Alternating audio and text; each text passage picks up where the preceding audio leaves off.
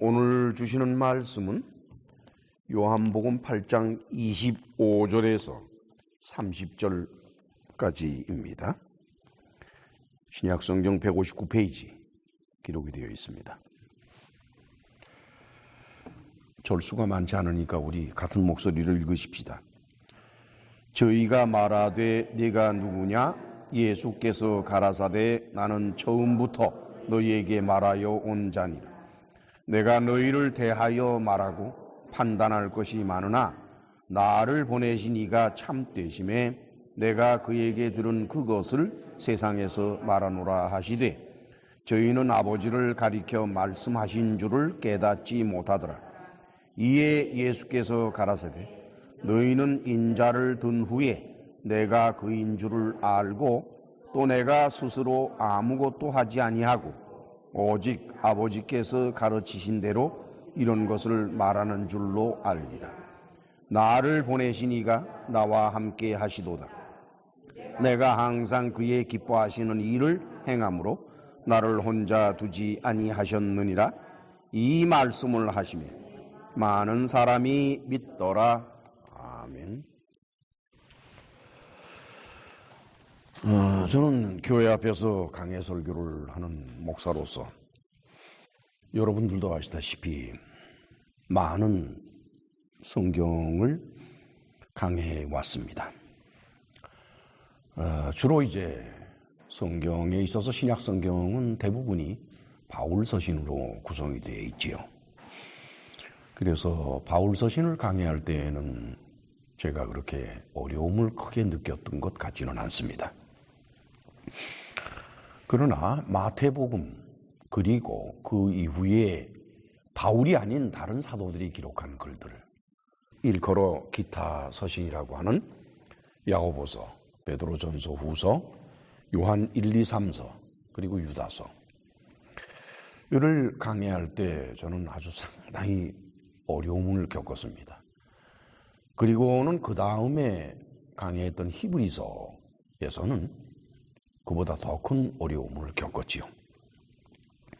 이제 요한복음을 강해하는 과정에서는 제가 아주 혼란이 올 정도로 굉장히 많은 도전을 받고 있습니다.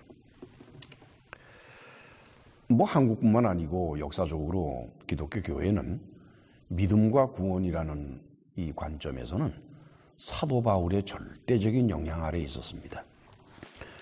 그런데 사도 바울은 이방인의 사도로 자칭하는 분으로서 그분은 유대인들과는 달리 믿음과 구원에 대해서 상당히 쉽게 이렇게 설명을 했어요. 그래서 바울의 주장대로라 그러면은 믿음도 그렇게 어려운 것은 아니고 구원받는 것도 그렇게 어려운 것은 아니구나. 바울 서신을 강해할 때는 상당히 마음이 가벼웠습니다. 그러나 유대인의 사도들로 자칭하는 베드로라든가 야고보, 사도 요한 이런 분들의 글, 더욱이 율법에 아주 정통하고 그리고 제사법에 대해서 아주 정통한 히브리서 그를 강해하면서 그 믿음이라는 게 그렇게 쉬운 게 아니고 구원이라는 게 그렇게 쉽게 얻어지는 게 아니구나 하는 거를 보게 되죠. 참 여러 가지 생각을 하게 합니다. 저나 여러분들이나 다 같이 한국 기독교 교회에 소속된 사람들 아닙니까? 우리는 한국 사람으로서.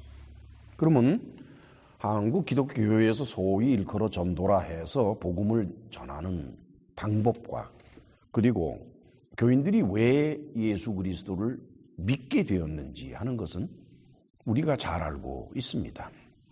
물론 이제 미국의 이민교회에는 독특한 특성이 있기는 해요.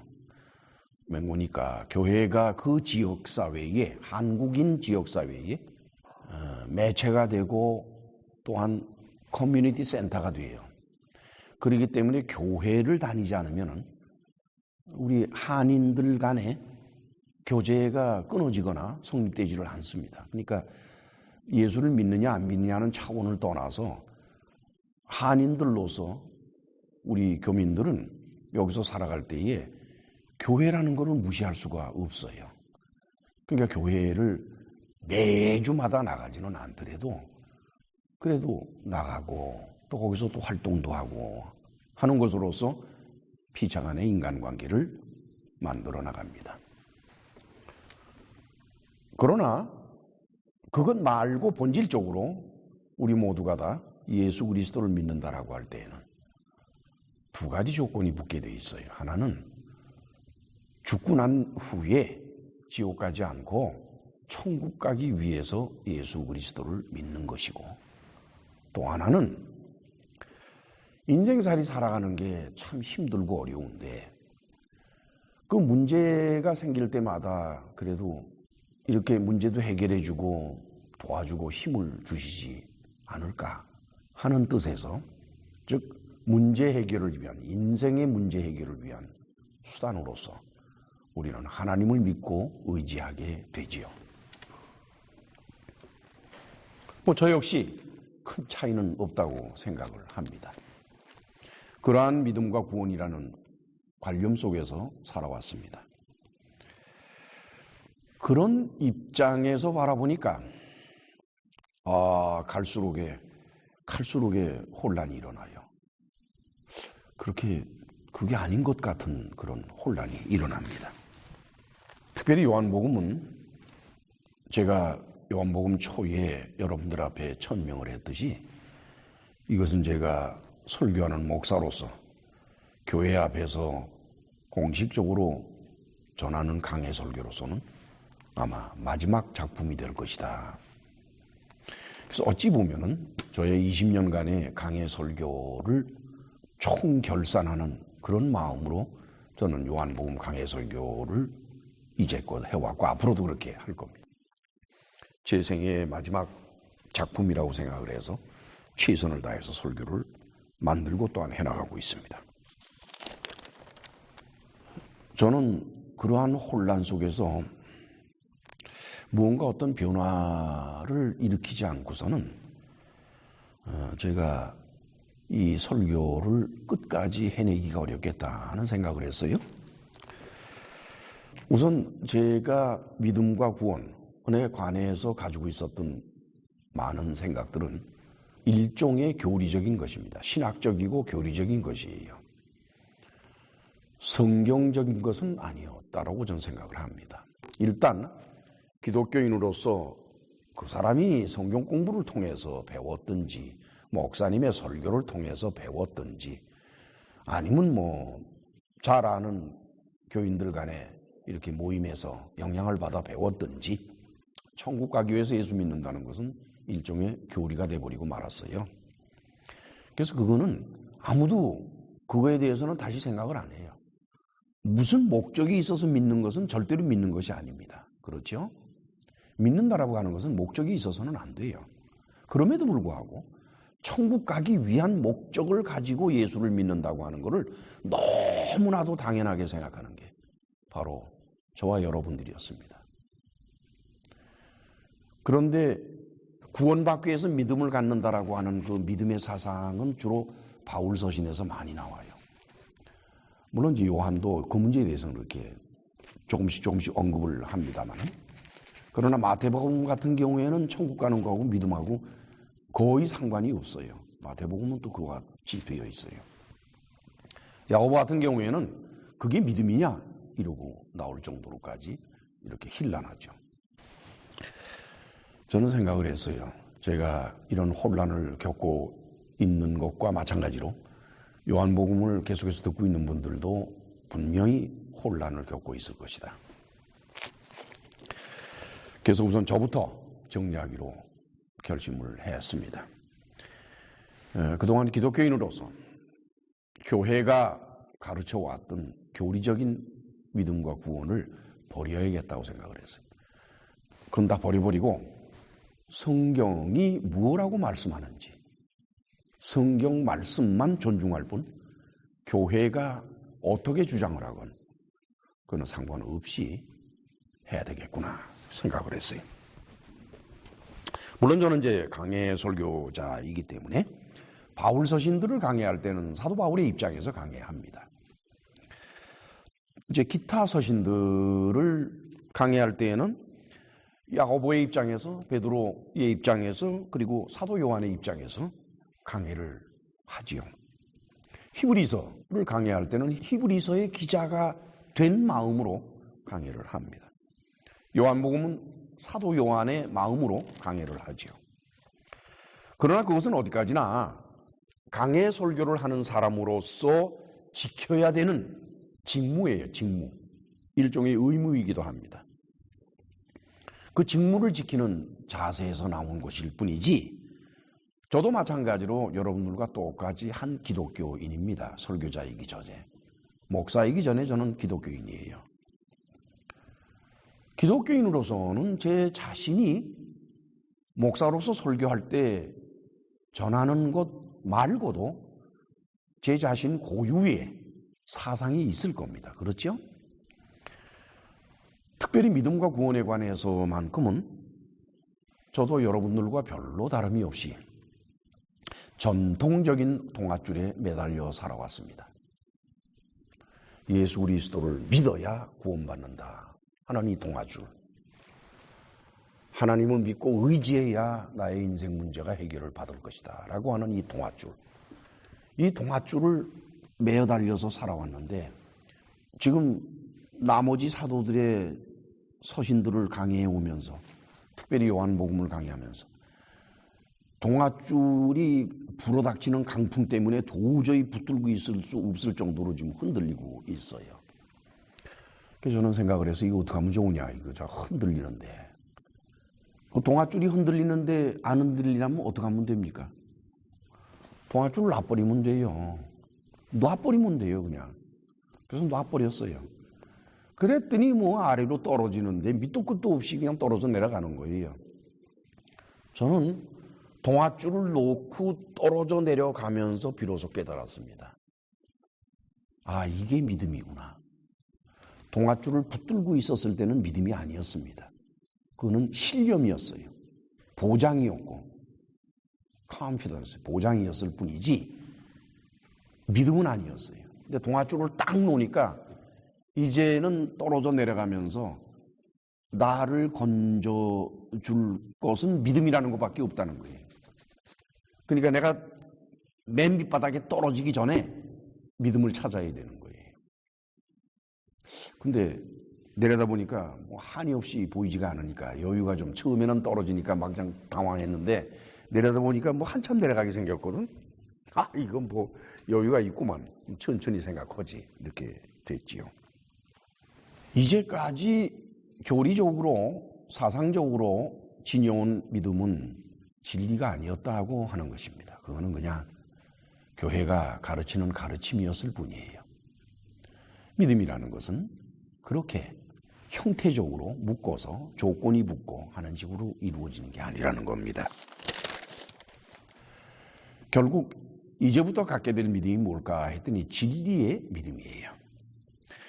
진리가 진리로서 내게 들어오려 하면은 내가 이제껏 가지고 있던 모든 것을 버리지 않고는 진리는 내 속으로 들어올 수가 없다는 겁니다. 여러분, 예수께서는 오늘의 본문 말고 다다음 주에 강해될 본문 중에서 8장 45절을 미리 찾아가 봅시다. 우리 같이 읽으실까요? 내가 진리를 말함으로 너희가 나를 믿지 아니하는도다. 예수께서 진리를 말씀을 하니까 안 믿어요. 만약에 거짓을 말했으면 믿을 거예요. 그렇지요? 그것은 그 사람들이 그 진리를 받아들이지 못하는 데는 이유가 있다는 거예요. 오늘의 본문을 포함해서 요한복음 8장 13절에서부터 시작을 해서 59절에 그 사이에 담겨져 있는 내용들은 바로 예수께서 말씀하시는 진리를 당시의 유대인들이 받아들이지 못하는 사연을 보게 하는 것입니다. 우리는 그 사연을 바라보면서 오늘을 사는 우리 기독교인들이 왜 진리를 받아들이지 못하고 배척하고 있는지 하는 것을 우리는 깨달아야만 돼요. 유대인들은 진리를 안 받아들였지만은 기독교인들은 받아들일 것이라고 꿈에도 생각해서는 안 됩니다. 유대인들이 진리를 못 받아들였다 그러면은 종교적으로 기독교인이 된 사람들이 무슨 수로 받아들이겠어요? 같은 얘기들이에요. 기독교인과 유대인의 차이는 그리 큰 것이 아닙니다. 종교적으로. 중요한 문제는 진리를 받아들이느냐 안 받아들이느냐, 그게 더 중요하죠. 제가 전하는 설교, 이 강해 설교를 들으신 분들을 이렇게 살펴보면은 대부분 교회 생활을 오래 하신 분들입니다. 특별히 연세가 높은 분들이에요. 60대, 70대 또는 80대 이런 분들이 제 설교를 많이 듣습니다. 그렇게 오래도록 신앙생활을 했고 교회에서, 그리고 여러 가지 직분도 갖고 이렇게 되어 있다 그러면은 믿음과 구원에 관해서는 이미 어떤 신념 같은 게 들어가 있을 겁니다.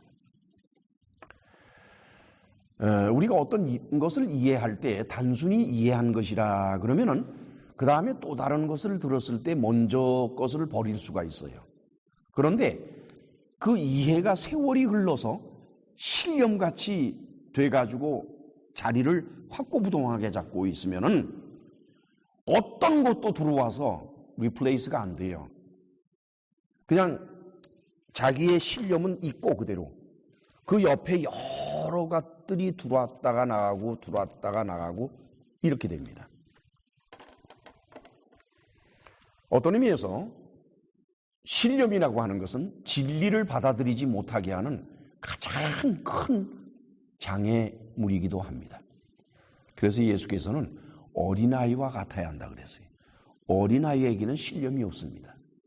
그래서 어린아이 같은 마음을 가진 사람에게는 신념이 서 있지가 아니하고 진리가 자유롭게 들어갈 수가 있다. 그 말씀이겠죠. 저는 이제 설교자로서 지난 20년 남짓한 세월 동안에 강해 설교만을 해왔습니다. 물론 이제 전반부 10년은 부족한 것이 너무 많기 때문에 그 설교들을 교회 앞에 내놓기가 부끄러워서 그냥 접어둔 상태입니다만, 그래도 후반부 10년은 교회 앞에 내놓을 수 있는 상태이기 때문에 무척 다행스럽게 생각을 합니다. 이제 저는 강해 설교로는 마지막 작품이 될 요한복음을 강해하면서, 그리고 성경을 거의 다 강해한 설교자로서 이 요한복음 강해에서 어쩌면은 모든 것을 다 찾아낼 수 있다라고 기대하고 또한 그렇게 되기를 바랍니다. 저는 그것을 이루기 위해서 이미 목사로서의 모든 것을 다 버렸습니다. 여러분들은 제가 말씀을 드리지 않아도 알 겁니다. 그리고 이제는 나 자신이 기독교인으로서의 모든 것도 버렸습니다. 전에는 천국 가기 위해서 예수를 믿었고 인생 문제 해결을 위해서 하나님을 믿고 의지한다라고 살아왔지만, 그러한 믿음은 절대로 믿음이 아니라는 것을 깨닫게 되고 나서 천국을 버리고 나니까 이제는 예수께서 하나님의 아들이시기 때문에 믿게 되고, 하나님은 그분이 나에게 아무것도 안 해주셔도 하나님이시기 때문에 저는 믿게 되는 겁니다. 그리고 이 믿음이 저를 진리로 인도할 것이라고 저는 확신을 합니다. 자, 이제 오늘의 본문에서 그 모든 사연들을 살펴보도록 하십니다. 8장 25절을 같이 읽으실까요? 저희가 말하되 네가 누구냐? 예수께서 가라사대 나는 처음부터 너희에게 말하여온 자 아니라. 나는 처음부터 너희에게 말하여온 자다. 텐 아르켄 호 티 카이 랄로 휘민. 카이 그러면 이제 likewise, also 이런 뜻이에요. 근데 아르케 그럼 beginning인데 이 원문 헬라어에 대한 번역은 번역본들마다 차이가 나요. 그래서 이거는 제가 여러분들에게 소개를 시키는 게 좋겠습니다. 우리말 개역 성경에서는 뭐라고 번역을 했는 거니까? 나는 처음부터 너희에게 말하여온 자다. 그럼 무슨 무슨 생각이 듭니까? 처음부터라 그러면. 예, 율법. 예, 또 다른 분은 창세로부터. 그래요. 율법에서부터 좋습니다. 창세로부터 좋습니다. 이 처음부터라고 하는 것은 갑자기 그 뜻이 하나님의 창조 사역까지로 거슬러 올라갈 정도로 이렇게 멀게 가게 돼요.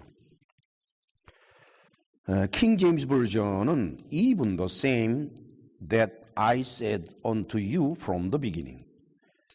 이것은 우리말 번역하고 같습니다.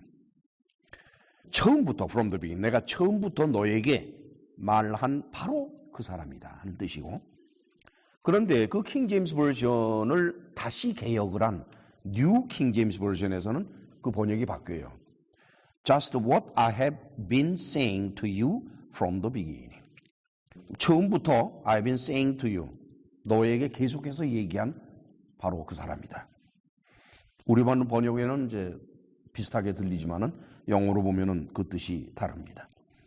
한편 NIV 성경에서는 Just what I have been claiming all along. 내가 계속해서 천명을 해왔지 않느냐? 바로 그 사람이다. 따라서 킹 제임스 버전과 NIV는 같은 맥락의 번역을 합니다. 그 다음에 New American Standard Bible인데 그거는 What have I been saying to you from the beginning? 이건 오히려 질문형으로 되어 있어요. 내가 처음부터 너희들에게 말해온 것이 도대체 뭐냐? 힐문하는 거예요.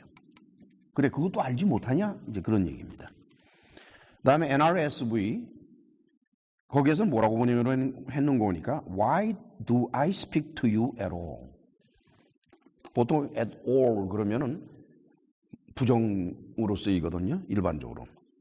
그러면 이 뜻은 뭐로 이해되는 거니까 내가 아무 얘기도 안 했단 말이냐? 하는 뜻으로 볼 수가 있어요. 우리말 번역 가운데, 한글 번역 가운데 공동 번역이라는 게 있습니다. 이 공동 번역은 개신교 학자들과 천주교 학자들이 함께 모여서 공동으로 번역한 공동 번역 성서인데, 이것은 오늘날 캐톨릭, 천주교회에서는 이것을 읽고 우리 개신교회에서는 번역은 해놨는데 천주교 거니까 라고 그래서 안 봅니다. 그건 어떻게 번역이 되어 있는 거니까 처음부터 내가 누구라는 것을 말하지 않았냐? 이 모든 번역 가운데 가장 잘된 번역이 무엇인 거니? 원문의 뜻에 바로 공동 번역이에요. 우리 개역성경도 아니고 미국 번역도 아니고 한글 번역 가운데 공동 번역이 원문의 뜻에 가장 충실합니다. 예수께서는 예루살렘 성전에서 유대인들과 논쟁을 벌이게 되었을 때 우리 계속해서 살펴봤잖아요. 처음부터 당신이 누구라는 것을 이미 밝히셨습니다. 그동안 진지하게 예수님이 하신 말씀을 들은 사람은 예수님이 누구라는 걸 다시 물을 필요가 없어요. 알아들을 만큼 다 말씀하셨어요. 그러니까 예수께서 뭐라 그래요? 내가 처음부터 당신들 만나서 처음부터 내가 누구라는 거를 다 얘기했잖아. 근데 이제 와서 또 내가 누구냐 그러면 또 날더러 어떡하라는 얘기냐? 너희는 절대로 믿을 생각이 없으면서 왜 묻냐 도대체? 그렇죠? 참 가슴 아픈 일이에요. 절대로 받아들이지도 않으면서 도대체 왜 묻는지 모르겠어요. 이러한 현상은 오늘날 기독교 교회의 교인들 가운데 얼마나 많은 줄을 압니까? 마음에 이미 신앙에 관한 자기 나름대로의 원칙이 있어요. 그거 절대로 못 놔요. 그러면 다른 것이 들려서 자기 마음에 맞지 않으면 안 들으면 끝나요. 안 들어버리면 돼요. 그런데 굳이 또 그걸 자꾸 묻고 앉았다 하는 것은 왜 그러느냐 이게. 그렇죠? 받아들이지도 않으면서 왜 자꾸 알고 싶어 하느냐 이게. 이 똑같은 케이스에 들어가는 겁니다. 자, 이제 26절에서 27절을 우리 같이 읽으실까요? 26절에서 27절. 내가 너희를 대하여 말하고 판단할 것이 많으나 나를 보내신 이가 참되심에 내가 그에게 들은 그것을 세상에게 말하노라 하시되 저희는 아버지를 가리켜 말씀하신 줄을 깨닫지 못하더라.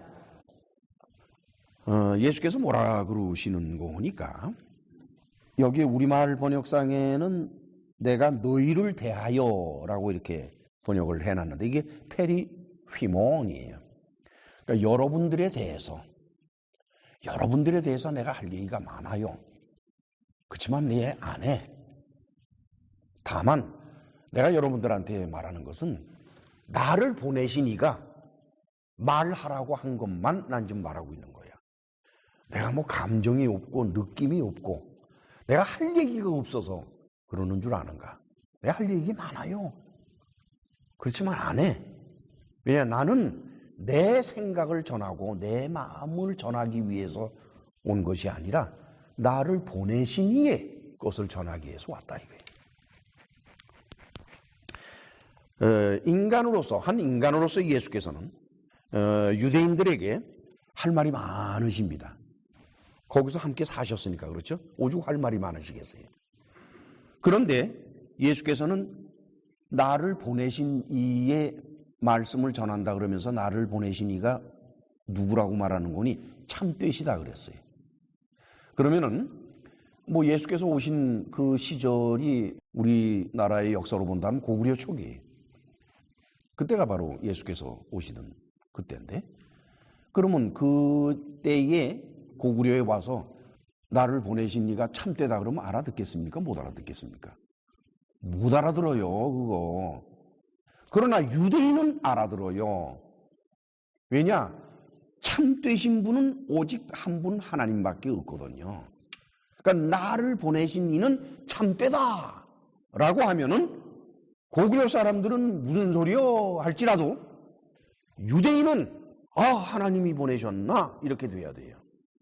그럼 최소한도 하나님의 아들은 아니라고, 그건 믿기 어려워서 안 할지라도 최소한도 선지자는 될 것 아니에요. 그렇죠? 그럼 선지자의 말은 들어야만 하는 것이 이스라엘의 관습이고 원칙입니다. 그러면서 예수께서는 뭐라 그러는 거니까, 나를 보내신 이가 참되심에 내가 그에게 들은 그것을 세상에서 말하노라. 그럼 예수께서 말씀하시는 게 세상이라 그러면 온 세상, 그 당시에 뭐 로마 제국, 또 중국, 한국의 고구려 뭐 이런 식으로 그냥 전부 다 말했느냐? 그건 아닙니다. 여기서 코스모는 율법의 질서 속의 세상이니까 곧 유대인의 사회예요. 그런데 요한은 뭐라고 부언하는 거니까 27절에 바라보니 저희는 아버지를 가리켜 말씀하신 줄을 깨닫지 못했다 그랬어요. 그렇죠? 그건 사도 요한이 부언해서 설명을 하는 겁니다. 예수님이 하신 말씀을 이렇게 부언해서 설명하면서 그렇게 하는 거예요. 즉 예수께서는 참이 나를 보냈다, 참이신 이가 나를 보냈다 라고 말씀을 하셨지만 요한은 그거에 대해서 어떻게 해석하는 거니까 그것은 참이신 하나님이 당신의 아버지라는 것을 말씀하는 것과 같다. 그런데도 불구하고 유대인들은 그거를 깨닫지를 못했다. 그 얘기예요. 그러니까 사도 요한은 처음부터 끝까지 요한복음을 기록하면서 끊임없이 증거하는 게 있어요. 이게 바로 뭔거니까 예수는 하나님의 아들이시다예요. 그거예요. 그거를 수십 번 계속해서 반복해서 암시합니다. 그러니까 확연하게 말하지는 않고 암시를 자꾸 해요. 자, 이제 8장 28절을 같이 읽으실까요?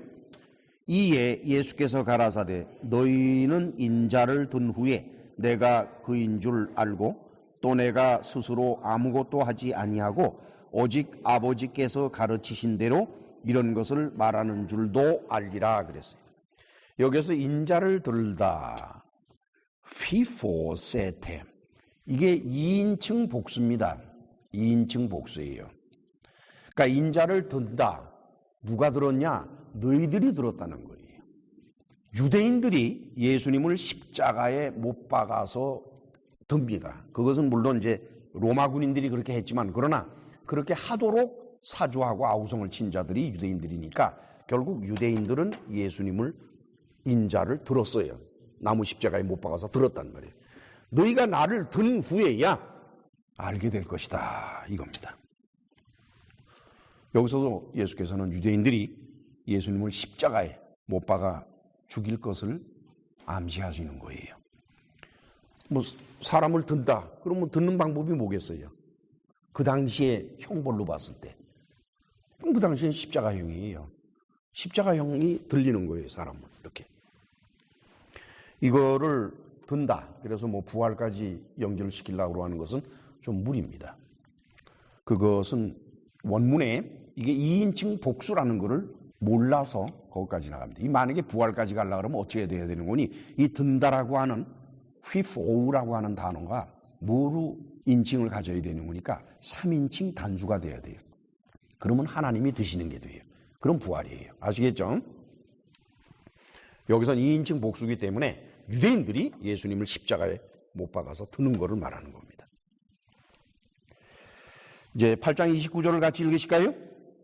나를 보내신 이가 나와 함께 하시도다. 내가 항상 그의 기뻐하시는 일을 행함으로 나를 혼자 두지 아니하셨느니라. 예수께서는 그러세요. 당신이 하시는 일은 아버지를 기쁘시게 하는 일이라고 하는 거예요. 그렇기 때문에 아버지께서는 예수님 당신을 홀로 놔두시지를 않는다라고 하는 겁니다. 이것이 무엇일까요? 도대체 예수께서 뭐를 하셨길래 아버지를 기쁘시게 했을까? 물론 이제 예수께서 아버지를 기쁘게 하신 일을 찾읍시다 그러면 요한복음 다 뒤지고 마태복음 뒤지고 뭐 복음서 다 뒤져가면서 이거저거 다 집어낼 수 있겠지요? 그러나 그렇게 수고할 거 없어요. 예수께서 하시는 일 중에 아버지를 기쁘시게 한 일이 무엇냐 하는 것은 이 자리에서 찾아내야 돼요. 유대인들과 지금 대화를 나누는 자리에서 찾아내야지 딴 데서 찾아내면 안 됩니다. 26절을 같이 읽으실까요? 내가 너희를 대하여 말하고 판단할 것이 많으나 나를 보내신 이가 참되심에 내가 그에게 들은 그것을 세상에게 말하노라 하시되. 바로 그겁니다. 이건 참 무서운 말씀이에요. 나는 내 생각이나 내 입장을 또는 나의 주장을 여러분들에게 말하는 것이 아니라 나를 보내신 이의 말씀을 여러분들에게 옮겨 전하는 것이고, 그러기 때문에 하나님께서 나와 함께 하시는 겁니다.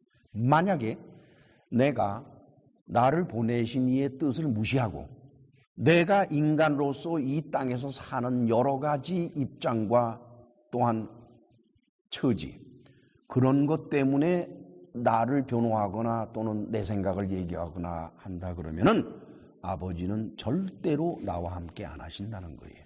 비록 아들이시라도 하물며 그리스도인이 하나님의 뜻을 이루려 하지 않고 자신의 뜻을 이루려 하면은 하나님께서 함께 하시겠습니까? 아니에요. 저는 설교자로서 이 말씀의 무서움을 아주 잘 알고 있습니다. 많은 경우에 설교를 하는 목사님들은 설교 시에 자신의 생각과 주장을 말합니다. 이것은 아주 보편화된 일이고 기독교 2000년 역사를 통해서 얼마나 흥미롭게 얘기하느냐에 따라서 그 설교자의 위치가 정해지기도 합니다. 그래서 많은 설교자들은 듣는 이들로 하여금 감동을 받게 하려고 애를 쓰고 또는 치어링 하도록 또는 겁을 주도록 여러 가지로 애를 씁니다. 그 모든 것들은 설교자 자신의 생각과 설교자 자신의 주장으로서 이루어지는 거죠. 그러나 이것은 아주 위험한 일입니다. 목사들은 저도 그렇고 모든 목사들은 다 자신들이 하나님의 종이라고 믿어요. 그렇습니까? 안 그렇습니까? 두 번째, 목사들은 모두가 다 하나님께로서 부르심을 받았다고 말하고 있어요. 그렇죠? 그래서 소명이라고 그래요. 일컬어 소명. 그리고 목사들은 설교 시에 모두가 다 하나님의 말씀이라고 말합니다. 즉 하나님께서 보내신 것이다 이렇게 말해요. 맞죠? 자, 그렇다 그러면은 하나님께로부터 보내심을 받은 목사가 해야 될 일이 무엇일까? 설교 중에 그 목사들은 보내신 이의 말씀만을 전해야지 자기의 생각이나 자기의 주장을 전해서는 안 됩니다. 그러면은 하나님이 함께 안 하시고 하나님이 기뻐하지 않으세요. 그런데 하나님이 기뻐하지 않으시는 선에서 끝나는 게 아니라 하나님이 진노하십니다. 차라리 하나님의 이름을 내걸지 않고 자기의 생각과 주장을 잘 잘 펼쳐가지고 사람들을 다 설득을 하고 자기 사람으로 만들어버리는 것은 하나님께서 그거 탓하지 않으세요. 이거는 인간이 자기 능력으로 하는 거니까 그렇죠. 그러나 일단 하나님의 이름을 쳐들고서 그렇게 하면은 그 다음에 하나님과 문제가 일어나요. 그래서 하나님은 그걸 그냥 기뻐하시지 않는 선에서 끝나는 것이 아니라 진노하는 선까지 가신다는 겁니다. 그러나 만약에 자신의 생각이나 주장을 전하지 않고 오직 성경 말씀만을 전한다? 그런 목사가 있다 그러면은 그 목사는 하나님께서 기뻐하시는 목사요. 동시에 하나님께서 함께 하신다는 것입니다. 여러분들은 수없이 많은 설교를 들을 수가 있습니다. 기독교에 이름이 있다 하는 목사님들 설교는 인터넷에 떠올라요. 그리고 CD나 이런 거로 설교는 그야말로 굴러다니시니 많은 것들이 그런 설교들이니까 뭐든지 하나 집으면은 여러분들이 들을 수가 있고 판단할 수가 있어요. 그 목사님이 성경만을 전하는 것인지 아니면은 그 목사님이 자신의 생각과 주장을 전하는지 그건 우리 같은 사람, 우리 같은 설교자가 해석을 안 해줘도 여러분들이 들으면은 다 압니다. 그거 모를 사람 없어요.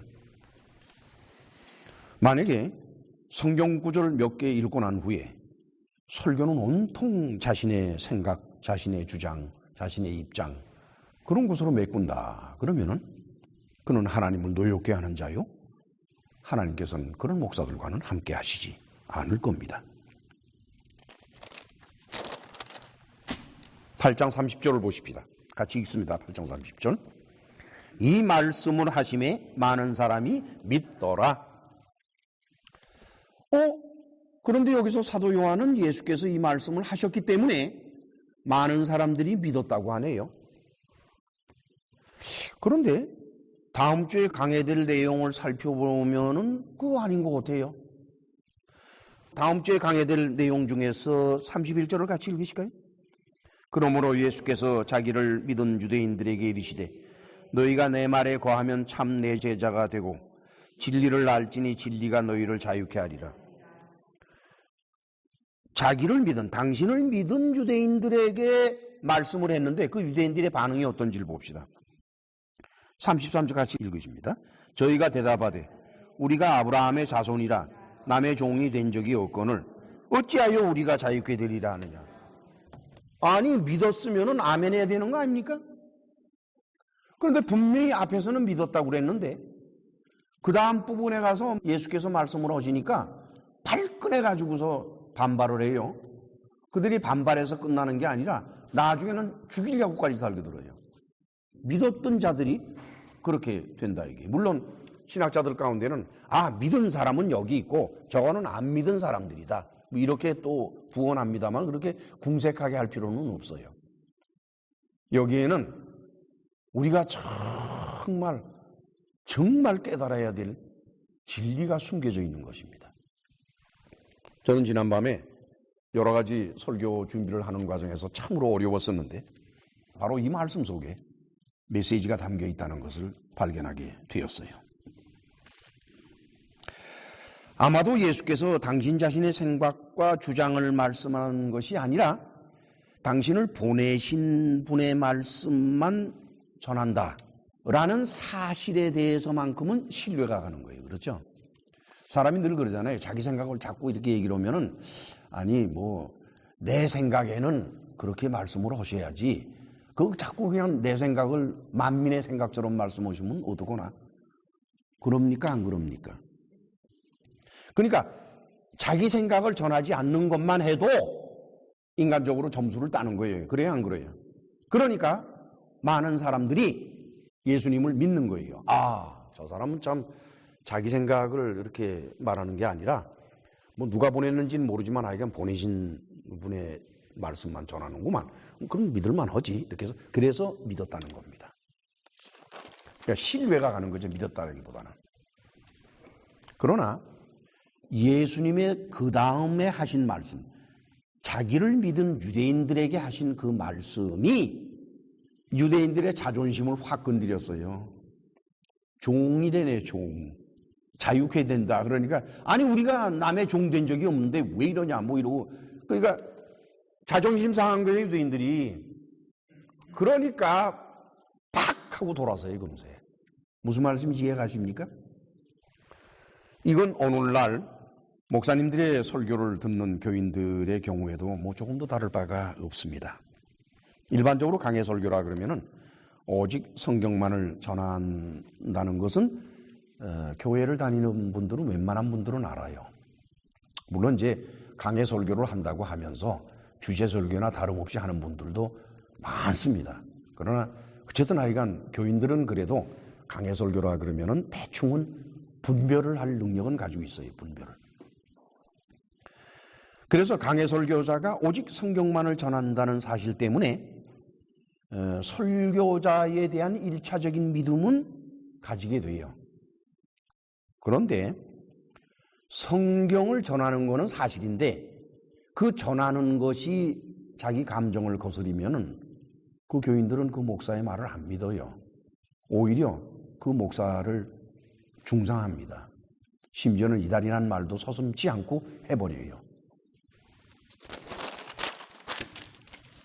제가 예를 하나 들을게요. 여러분들 한번 이 예를 들으시면서 어떤 건가 한번 생각을 해보세요. 우리 다 같이 마태복음 25장 31절로 46절을 찾아갑니다.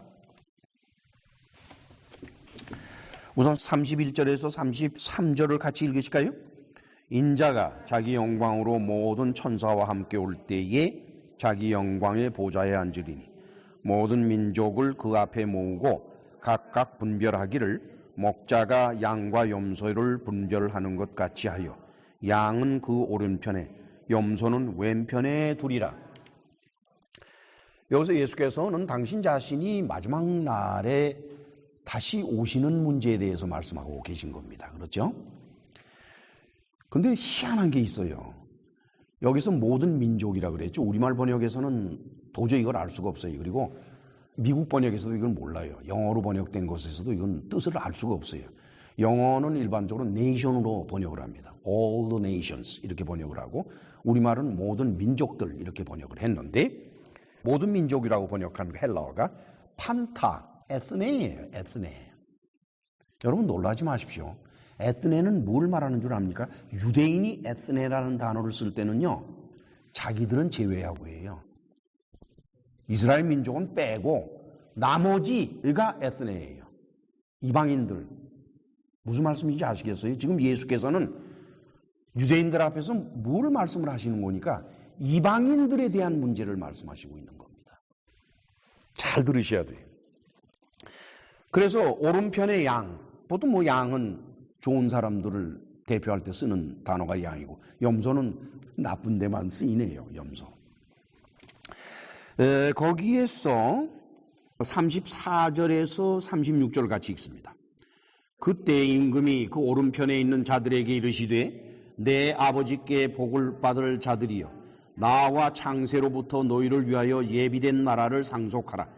내가 줄일 때에 너희가 먹을 것을 주었고 목마를 때에 마시게 하였고 나그네 되었을 때에 영접하였고 벗었을 때에 옷을 입혔고 병들었을 때에 돌아보았고 옥에 갇혔을 때에 와서 보았느니라.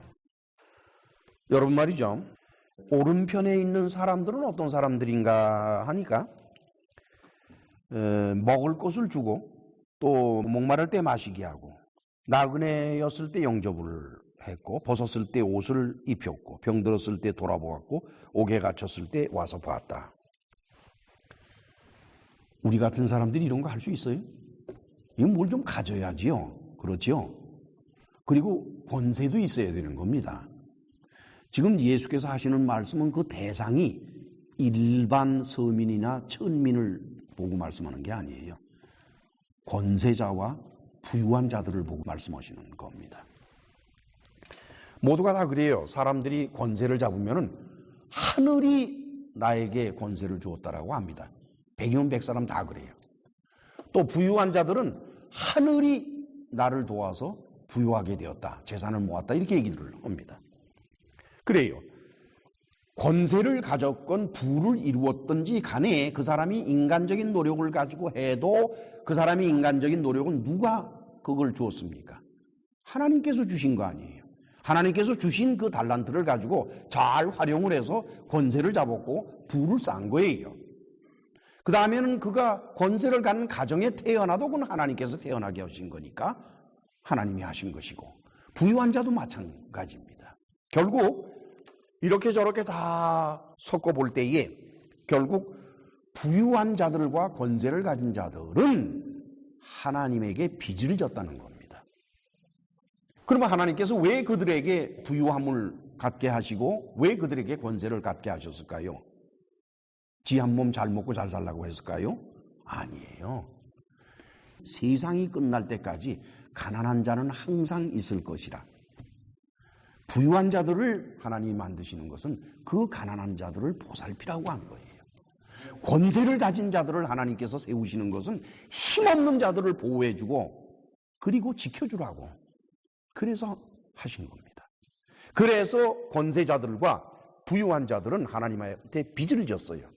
그것을 하나님이 심판하시는 거예요. 지금 내가 너에게 준 권세로서 너는 힘없는 자들을 보살폈고, 그리고 내가 너에게 준 부로서 가난한 자들을 보살폈으니까. 그 다음에 어떻게 된다 그래요? 34절에 보면은 내 아버지께 복받을 자들이여 나와 창세로부터 너희를 위하여 예비된 나라를 상속하라. 이게 어딘 것 같습니까? 창세로부터 너희를 위하여 예비된 나라가 뭐겠어요? 이 땅에 있는 나라겠습니까? 천국이에요. 지금 여러분들 심각하게 들으셔야 돼. 굉장히 심각하게 들으셔야 돼.